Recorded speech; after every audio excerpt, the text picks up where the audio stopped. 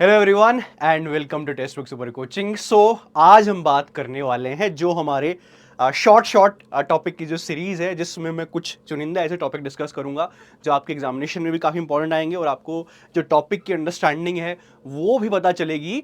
उसी कड़ी में आज की जो सीरीज है, आज की जो क्लास है, वो होने वाली है decline of the Mughal empire के ऊपर। मेक श्योर करें जो भी हिंदी के स्टूडेंट है, देखो ये पूरी की पूरी प्रेजेंटेशन हिंदी के अंदर नहीं है, क्योंकि अगर मैं इसको हिंदी के अंदर लेके आऊंगा प्रेजेंटेशन को तो पूरी पीपीटी खराब हो जा रही थी।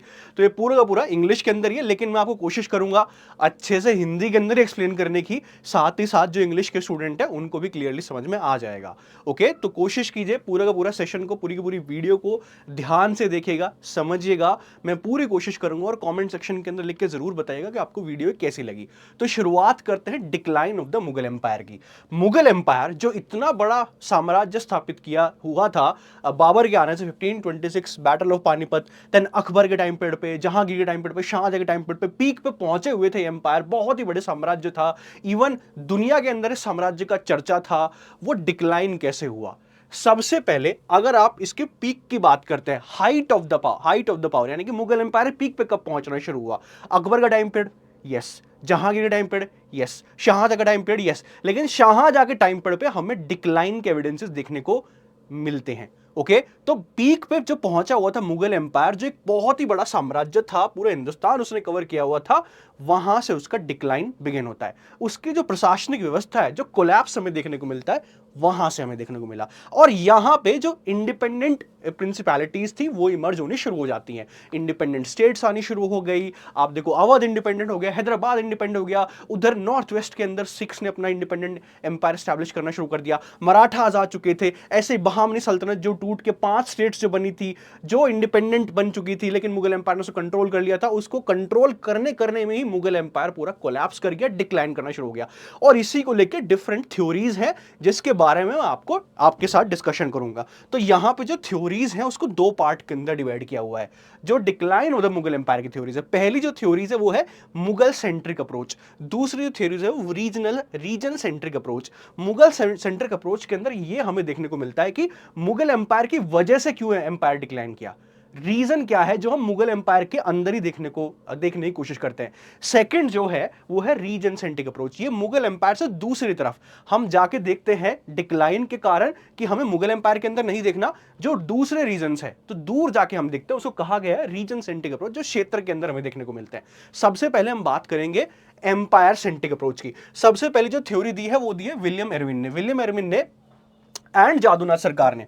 विलियम एरविन और जादूनाथ सरकार ने इनफैक्ट एक ही चीज के बारे में डिस्कशन किया हुआ है, और वो है कि इंडिविजुअल रूलर्स जो हैं उसकी वजह से एम्पायर डिक्लाइन किया। इनफैक्ट जादूनाथ सरकार हेवीली औरंगजेब को क्रिटिसाइज करते हैं, उसकी रिलीजियस पॉलिसी को क्रिटिसाइज करते हैं और बोलते हैं कि इनकी वजह से एम्पायर डिक्लाइन किया। और जो लेटर मुगल्स थे वो इतने केयर कर ही रहे थे कि एम्पायर की, इतने एम्पायर में इन्वॉल्व ही नहीं थे, तो इन्होंने इंडिविजुअली अकाउंटेबल ठहराया है मुगल एम्पायर के डिक्लाइन को। तो इन्होंने किसको कहा? इंडिविजुअल, यानी कि मुगल एम्पर जो थे उन्हीं को इन्होंने डिक्लाइन का रीजन कहा।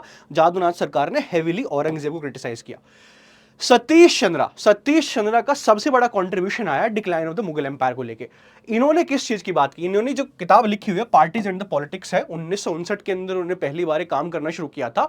इन्होंने जो जिन मुद्दों को समझा और बताया वो है मनसबदारी सिस्टम 2 पार्ट के अंदर डिवाइड है। एक जो नकदी मनसबदार होते हैं जिनको कैश में दिया जाता है, दूसरा जिनको जमीन दी जाती है, जिनको हम जागीरदारी बोलते हैं। ओके, तो इन्होंने उस चीज के बारे में जिक्र किया और कहा कि यहां पे सिस्टमैटिक फेलियर हो गया मनसबदारी सिस्टम के अंदर, इस वजह से एम्पायर डिक्लाइन किया। मैं अभी सतीश चंद्र के ऊपर दोबारा से आऊंगा।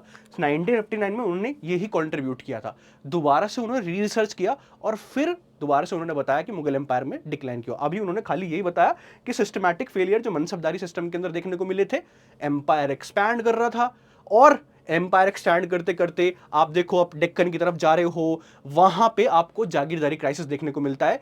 वो इन्होंने मुगल एम्पायर डिक्लाइन के रीजन कहा हुआ है। इसके बाद अतर अली ने बताया कि जो प्रॉब्लम आई डेक्कन स्टेट्स को एनेक्स करने में, यानी कि बीजापुर, गोलकोंडा, अहमदनगर, उनको एनेक्स करने में जो प्रॉब्लम आई उसकी वजह से मुगल एम्पायर डिक्लाइन किया। जैसे कि इन्होंने ये कहा कि आपने आपने एनेक्स तो कर लिया बीजापुर, अहमदनगर, गोलकोंडा को, आप नीचे की तरफ जा रहे हो, आपने बहुत सारे मराठास को भी लेना शुरू कर दिया अपनी मनसबदारी सिस्टम के अंदर, साथ ही साथ बहुत सारी जो डेक्कनी स्टेट्स थी उनके मनसबदार्स को अपने अंदर लेना शुरू कर दिया। इसकी वजह से शॉर्टेज हो गई जागीर्स की, और ये रीजन है मुगल एम्पायर के डिक्लाइन का, क्योंकि आपके पास जमीन ही नहीं थी देने के लिए, तो जागीरदारी की शॉर्टेज हो गई। इसकी वजह से मुगल एम्पायर डिक्लाइन कर गया, और जिन लोगों को जागीर्स भी दी जा रही थी वो कुछ टाइम के लिए वहां पे रहते थे, ट्रांसफर किया जाते थे, वहां पे एक्सप्लॉइट करने की कोशिश करते थे, तो रिसोर्सेज को लेकर कंपटीशन, और इसी वजह से पूरा एम्पायर डिक्लाइन कर गया। ये एम अतर अली ने इस चीज के बारे में डिस्कशन किया हुआ है। देन उसके बाद नूरुल हसन, नूरुल हसन किसके बारे में बताते हैं? नूरुल हसन ने बताया है एग्रीरियन पर्सपेक्टिव, उन्होंने पिरामिडिकल अथॉरिटी के बारे में बताया हुआ है। उन्होंने कहा हुआ है कि मुगल एम्पायर एक पिरामिडिकल अथॉरिटी की तरह था। उन्होंने ये आर्ग्यू किया कि पिरामिड की तरह था, जिसमें जो रेवेन्यू जो था नीचे से कलेक्ट किया जाता था, यानी किसानों से कलेक्ट करते थे, और वो ऊपर की तरफ जाता था। जमींदार हालांकि लॉयल थे स्टेट के, और इन्हीं के बीच में कॉन्फ्लिक्ट होना शुरू हो जाता है। तो ये जो पिरामिडिकल स्ट्रक्चर था, जिसमें एम्परर टॉप पे है, फिर मनसबदार है, फिर जमींदार है, और फिर किसान है, ये कोलैप्स कर गया। और ये कोलैप्स क्यों किया? क्योंकि इंपीरियल अथॉरिटी जो थी, जो साम्राज्य था, वो कमजोर पड़ता चला गया। आप सीधे के सीधे किसको एक्सप्लॉइट कर, सारा का सारा ये जो सिस्टम बना हुआ है उसमें किसान से सारा का सारा पैसा लेने की कोशिश कर रहे हो, और ये पिरामिडिकल स्ट्रक्चर है, ये ऊपर से कोलैप्स करना शुरू कर गया, और ये पूरा का पूरा एम्पायर डिक्लाइन कर गया। तो पिरामिडिकल स्ट्रक्चर के बारे में किसने बताया हुआ है? ये बताया हुआ है नूरुल हसन ने, और ये इक्विलिब्रियम मेंटेन्ड था, लेकिन इक्विलिब्रियम जो था कोलैप्स कर गया। इसी वजह से पूरा का पूरा सिस्टम ही कोलैप्स कर गया और मुगल एम्पायर डिक्लाइन कर गया। इसके बाद आता है इरफान हबीब का एनालिसिस, और इन्होंने रेवेन्यू कलेक्शन को लेके बात की है। अगेन इनकी थ्योरी जो थी वो क्या थी कि रेवेन्यू जो मैकेनिज्म था वो बिल्कुल ही फ्लॉड था। कैसे? क्योंकि जब जो मनसबदार, जो मुगल एम्परर है, वो ज्यादा रेवेन्यू कलेक्ट करने की कोशिश कर रहा है, और टैक्सेस फिक्स कर दे रहा है वेरी हेवीली। मनसबदार को टैक्सेस कलेक्ट करने हैं, वो सीधे के सीधे डिमांड जमींदार पे इंपोज कर दे रहा है, और जमींदार किसानों से कलेक्ट कर रहा है ज्यादा से ज्यादा रेवेन्यू। इससे हो क्या रहा है? इससे एक्सप्लॉयटेशन ऑफ द पेजेंट्री, जो किसान है उसका शोषण हो रहा है, और एम्पायर पूरा का पूरा कमजोर पड़ गया, और इसकी वजह से मुगल एम्पायर डिक्लाइन कर गया। ठीक है, तो यहां पे इरफान हबीब ने किस चीज के बारे में बताया? रेवेन्यू कलेक्शन, ज्यादा टैक्सेस आप कलेक्ट कर रहे हो, उसकी वजह से मुगल एम्पायर डिक्लाइन कर गया। यहां पे ये री एग्जामिनेशन जो थ्योरी है उसको और भी लोगों ने पढ़ा, जैसे जेएफ रिचर्ड्स हो गए। जेएफ रिचर्ड्स ने बताया बेजागीरी के बारे में। बेजागीरी का कॉन्सेप्ट क्या है? ये बेजागीरी का कॉन्सेप्ट ये है कि आपके पास जागीर ही नहीं थी मनसबदार्स को देने के लिए, इस वजह से मुगल एम्पायर के अंदर क्राइसिस आया। और यहां पे जेएफ रिचर्ड्स ये भी बोलता है कि आप आसानी से इसको सॉल्व कर सकते थे। आप बेजागीरी, यानी कि जो जागीरी कमी थी, वो आप सॉल्व कर सकते थे। आपने बीजापुर को अनेक्स कर लिया 1686 में, गोलकोंडा को अनेक्स कर लिया 1687 में, लेकिन आपने ये सारी जो यहां पे जो मोस्ट ऑफ द टेरिटरीज अपने खालिसा के अंदर रख ली। आपने जो टेरिटरीज थी जो दूसरे लोगों को देनी चाहिए थी, मनसबदार्स को देनी चाहिए थी, वो दी नहीं, इस वजह से डिक्लाइन के मुगल एम्पायर। एमएन पियर्सन किस चीज के बारे में बताते हैं? वो बोलते हैं कि जो मुगल एम्पायर जो स्टेट था वो पैटर्नेज स्टेट था, यानी कि जो मनसबदार है, मनसबदार वफादार है स्टेट के लिए, मनसबदार के लिए कुछ सोल्जर्स फाइट कर रहे हैं, आप उनको संरक्षण दे रहे हो। लेकिन जैसे मुगल एम्पायर हारना शुरू हुआ, मुगल एम्पायर्स मराठास के सामने हारने शुरू हुए, तो वो जो पैटर्नेज थी, जो वो लॉयल थे मुगल एम्पायर के प्रति, वो अलग होना शुरू हो जाते हैं, और इस वजह से मुगल एम्पायर डिक्लाइन कर जाता है। तो ये एमएन पियर्सन का व्यू है। पी हार्डी जो है, पी हार्डी ने भी इसी चीज में कंट्रीब्यूट किया है, और उन्होंने डेक्कन और मराठी स्टेट्स को बताया कि इनकी वजह से डिक्लाइन हुआ, क्योंकि आप उनसे कॉन्टिन्यूसली लड़ रहे थे, आप उनसे हार भी रहे थे, कभी कभी जीत भी रहे थे, लेकिन आप जो स्टेट था कमजोर होता चला गया, और वो इंडिपेंडेंट बनते चले गए। पी हार्डी ने इस चीज के बारे में बताया हुआ है। Okay, Deccan and Maratha affairs के बारे में उन्होंने एक्सप्लेन किया हुआ है। यहां पे सतीश चंद्रा ने अपनी थ्योरी को रिवाइज किया, और सतीश चंद्रा ने बताया रीजन जागीरदारी क्राइसिस के अंदर, और उन्होंने यह भी बताया कि देखो डिफरेंस है बेजागीरी और जागीरदारी में। बेजागीरी क्या होता है कि आपके पास जागीरी नहीं है, और उन्होंने यह कहा कि यह रीजन नहीं है, आपके पास जागीर थी उस टाइम पर देने के लिए, लेकिन जागीरदारी क्राइसिस है क्या? उन्होंने यह कहा कि आपके पास जमीन तो थी देने के लिए, लेकिन जमा और हासिल, यानी कि कितना आप एक्सपेक्ट कर रहे हो लैंड रेवेन्यू, और हासिल कितना आपको मिल रहा है, उसके बीच में गैप बनता चला गया, और वो बहुत ही बड़ा गैप हो गया। इसकी वजह से जागीरदारी क्राइसिस हो गया। ये जागीरदारी क्राइसिस नॉन फंक्शनल हो गया, बिल्कुल खराब हो गया। और यहां पे सतीश चंद्रा ने यह भी बताया कि ट्राइपोलर रिलेशनशिप हुआ करती थी। ट्राइपोलर रिलेशनशिप किसकी होती थी? मनसबदार की टॉप पे, फिर जमींदार, किसान, और ये रिलेशनशिप डिस्टर्ब हो गई। रिलेशनशिप डिस्टर्ब हो गए इसी जागीरदारी क्राइसिस की वजह से, इसकी वजह से मुगल एम्पायर डिक्लाइन कर गया। ये आपका एग्जामिनेशन के अंदर भी क्वेश्चन आया हुआ है, और इसी की वजह से आपका मिलिट्री माइट भी डिक्लाइन कर गया, रेवेन्यू कलेक्शन भी आपका डिक्लाइन कर रहा था। तो ये जागीरदारी क्राइसिस है। मैं अगेन आपको समराइज कर रहा हूं, जागीरदारी क्राइसिस क्या है। जागीरदारी क्राइसिस ये है कि जो जागीर दी जा रही है मनसबदार को, वहां पे वो रेवेन्यू कलेक्ट नहीं कर पा रहे, वो राजस्व इकट्ठा कर ही नहीं पा रहे। जमा और हासिल में गैप बढ़ता चला जा रहा है। जमा जो आप एक्सपेक्ट कर रहे हो, हासिल जो आपको मिल रहा है, उसमें गैप बढ़ता चला गया, और इसकी वजह से जागीरदारी क्राइसिस हो गया। क्योंकि जिन भी जागीरदार को हमें पोस्ट किया जाता था, वो ज्यादा से ज्यादा एक्सप्लॉइट करने की कोशिश करते थे, और वहां पे उनको कुछ मिलता ही नहीं था। इसी वजह से ये जागीरदारी क्राइसिस की थ्योरी सतीश चंद्र ने एक्सप्लेन की हुई है। ओके, ये रीजन है। यहां पे इन्होंने देखो ये बताया अर्ली साइन ऑफ क्राइसिस कहां पे देखने को मिले, जहांगीर और शाहजहां के टाइम पीरियड पे। अगर आप देखो साइंस कहां थे, जहांगीर एंड शाहजहां। जैसे कि स्पेशली शाहजहां का अगर हम केस देखें, तो आप मनसबदारी सिस्टम के अंदर क्या देखने को मिलता है, चेंजेस देखने को मिलते हैं जहांगीर के टाइम पीरियड से। शाहजहां के टाइम पीरियड पे और बड़े चेंजेस आए, जैसे कि मंथली सिस्टम देखो, रियाल्म वाला सिस्टम, और उसके साथ साथ मंथली सिस्टम देखो, रियाल्म वाला सिस्टम देखो। दौलत जिसको हम बोलते हैं कि जिस किसी को भी दौलत जो दी जा रही थी, उससे बोला जा रहा था कि आपको केवल इतने 1/3 या 1/4 सोल्जर मेंटेन करना है, कि आप कम सोल्जर्स मेंटेन कर रहे हो। और उसके साथ साथ मंथली सिस्टम, यानी कि आपको 12 महीने में से केवल 4 महीने की सैलरी दी जाएगी, ठीक है। और उसी के साथ साथ जमा हासिल में गैप बढ़ रहा है, उसी के साथ साथ आपको मिलिट्री पावर मेंटेन करनी है, लेकिन आप कम सोल्जर्स मेंटेन कर रहे हो। तो पूरा का पूरा क्राइसिस होना शुरू हो गया था इसी टाइम पे। वित्तीय क्राइसिस भी हो गया, मिलिट्री भी नहीं मेंटेन कर पा रहे हो। ये औरंगजेब के टाइम पीरियड से नहीं, शाहजहां के टाइम पीरियड से क्राइसिस हमें देखने को मिलता है। ओके, अब यहां पे trade and agriculture in Mughal empire. अब आप सोच रहे हो कि सर उसके अलावा और भी तो सोर्सेज होते हैं मुगल एम्पायर के पास पैसे कमाने के, एग्रीकल्चर ही थोड़ी ना था। यस, ट्रेड था, लेकिन वो इतना ज्यादा तो नहीं था कि आप एग्रीकल्चर को सप्लीमेंट कर सको। व्यापारी एग्जिस्ट करते थे, लेकिन उनकी भी लिमिटेड पावर थी। और एग्रीकल्चर पॉलिसीज क्या थी कि वो केवल जो पॉलिसीज जो हुआ करती थी, केवल वो ये कहा जाता है कि जो छोटे छोटे किसान थे उनको प्रिजर्व करने के लिए थी। जो खुदा कष्ट पेजेंट हो गए, जो खुदा कष्ट पेजेंट है उसके साथ साथ पाही कष्ट हैं, उनके लिए नहीं होती थी। तो मोस्टली जो क्राइसिस हुआ वो यहां पे हमें देखने को मिलता था, क्योंकि जो पॉलिसीज थी वो प्रो किसान थी नहीं, किसान के लिए थी नहीं ज्यादातर, और इसी वजह से क्राइसिस हमें देखने को मिलता है। और एग्रीकल्चर की जो जो ट्रेड की जो इनकम थी वो इतना नहीं आ पा रही थी, जिसकी वजह से एग्रीकल्चर को सप्लीमेंट किया जा सके। यहां पे कैरन लेनर्ड की थ्योरी आती है, great firm theory. Great firm theory के अंदर क्या है, ग्रेट फर्म थ्योरी ये बोलती है कि ये बोलते हैं कि इंडिजीनियस बैंकिंग फर्म्स आनी शुरू हो गई थी।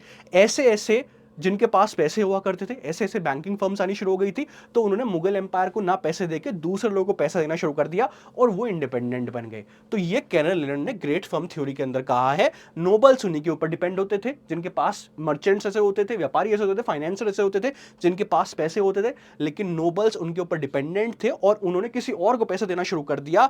शिफ्ट इन सपोर्ट हो गया 1650 से 1750 के बीच में। इसी वजह से एम्पायर का डाउनफॉल हुआ। तो एक great firm theory Karen Leonard ने दी है, जिनको हेवीली क्रिटिसाइज किया हुआ है फिलिप कैल्किन ने, एमएन पियर्सन ने। उन्होंने कहा हुआ है कि देखो ये इतने भी पावरफुल नहीं थे, और मुगल एम्पायर्स जो थे इनके ऊपर इतने डिपेंडेंट नहीं होते थे कि जिससे कि मुगल एम्पायर डिक्लाइन कर जाए। तो ये इनकंक्लूसिव है, जिसकी वजह से कैरन लेनर्ड को हेवीली क्रिटिसाइज किया गया।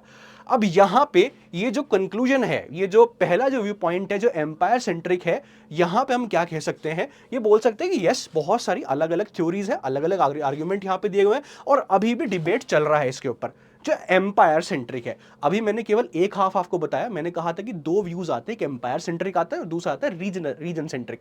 अब हम चलते हैं रीजन सेंट्रिक की तरफ। रीजन सेंट्रिक का यहां पे क्या मतलब है, जैसे कि इसमें जो थ्योरी दी हुई है मुजफ्फर आलम के द्वारा दी हुई है, चेतन सिंह के द्वारा दी हुई है। ये क्या बोलते हैं, ये बोलता है कि मुगल एम्पायर जो कमजोर हुआ, उसके पीछे मुगल एम्पायर रीजन नहीं है, उसके पीछे रीजन है। जो रीजन इंडिपेंडेंट होना शुरू हो गए, जहां पे क्राइसिस आना शुरू हुआ, मुगल एम्पायर के अंदर क्राइसिस आना शुरू तो हो ही रहा था, वो तो अलग थ्योरी है, लेकिन रीजन जो थे वो इंडिपेंडेंट होना शुरू होता है, जिसकी वजह से मुगल एम्पायर डिक्लाइन किया। और इन्होंने स्पेशली अवध की स्टडी की है, पंजाब की स्टडी की है, जहां पे उन्होंने बताया कि मुगल एम्पायर कैसे डिक्लाइन किया। यहां पे बात करते हैं सेंटर रीजन रिलेशनशिप की। सबसे पहले इंपीरियल कोऑर्डिनेशन और conditioning integration, then noble dependence and checks and balances. अगर मैं इंपीरियल कोऑर्डिनेशन की बात करता हूं, तो यह कहा जाता है कि जो इंडिजीनियस ग्रुप्स थे, मुगल एम्पायर उनको कंट्रोल ही नहीं कर पा रहा था, और वो इंडिपेंडेंट बनते शुरू हो गए।